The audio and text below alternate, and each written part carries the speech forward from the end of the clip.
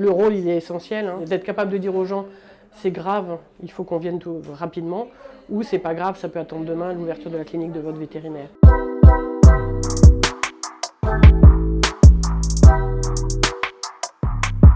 Oui, bonsoir, docteur Létard, vétérinaire régulateur.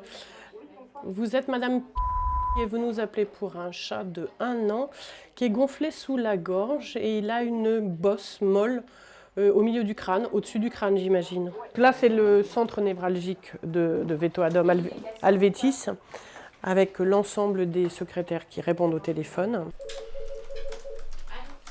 J'envoie tout ça à la vétérinaire des urgences, elle vous rappelle d'ici un quart d'heure. Mais là il a quoi exactement? Il est gonflé?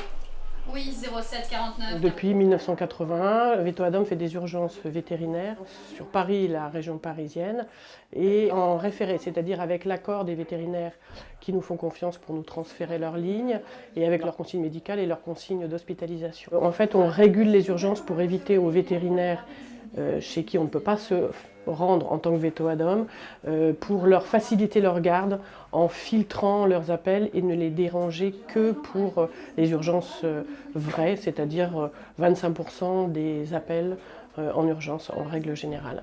Au niveau du nombre d'appels reçus à Montrouge, on tourne entre 35 et 40 000, même parfois 45 000 appels par mois. C'est apparu aujourd'hui, ce soir ? Alors, la bosse qu'il a entre les deux yeux, si vous voulez, la bosse au milieu du visage, il l'a eu il a eu à un même moment en fonction dans une machine à laver. D'accord. Ça arrive après et j'ai appelé un vétérinaire qui m'a dit que ça peut simplement être une bosse. Bien sûr, bien sûr. On régule donc pour Bordeaux, donc c'est Vetoadom Gironde, pour Nantes, Vetoadom 44, pour Lille, Vetoadom Nord, pour la Belgique, ça c'est Vet Emergency, pour Genève, voilà, et pour désormais Lausanne. Alors, je vais faire un dossier, le docteur va vous rappeler, vous inquiétez pas madame. C'est quoi votre nom de famille?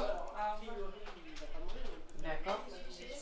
Les secrétaires font un dossier, elles sont formées à la réponse des urgences, ce qui fait que d'elles-mêmes, elles savent quand c'est très grave et elles peuvent envoyer d'elles-mêmes un vétérinaire chez le client.